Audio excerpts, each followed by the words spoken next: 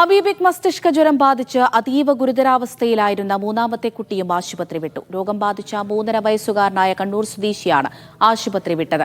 July 18-നാണ് രോഗലക്ഷണങ്ങളുമായി കുട്ടിയെ Pariyaram medical കോളേജിൽ പ്രവേശിപ്പിച്ചത്. പിന്നീട് കോഴിക്കോട് സ്വകാര്യ ആശുപത്രിയിലേക്ക് മാറ്റുകയായിരുന്നു. ദൃശ്യ പുതിയടത്ത് വിവരങ്ങൾ നൽകാനായി ചേരുന്നുണ്ട്. ദൃശ്യ, കുട്ടി പൂർണ്ണാരോഗ്യവാനാണല്ലോ അല്ലേ?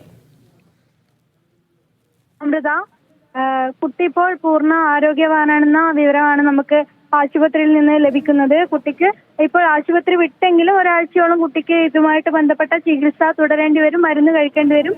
എങ്കിലും കുട്ടി ഇപ്പോൾ പൂർണ്ണ ആരോഗ്യവാനാണെന്നാണ് കുട്ടിയെ ചികിത്സിച്ച ഡോക്ടർ അബ്ദുൾ റൌഫ് നമ്മളുമായി പങ്കുവച്ചത്. കുട്ടിയെ ജൂലൈ 18-നാണ് രോഗം മൂർച്ഛിച്ച നിലയിൽ ആശുപത്രിയിൽ പ്രവേശിപ്പിച്ചത്. ആദ്യം മെഡിക്കൽ കോളേജിലാണ് പ്രവേശിപ്പിച്ചത്. തുടർന്നാണ് കോഴിക്കോട് സ്വകാര്യ ആശുപത്രിയിലേക്ക് മാറ്റിയത്. 20 ദിവസങ്ങളോളം കുട്ടി ആശുപത്രിയിൽ ചികിത്സയിൽ കഴിയേണ്ടി വന്നു.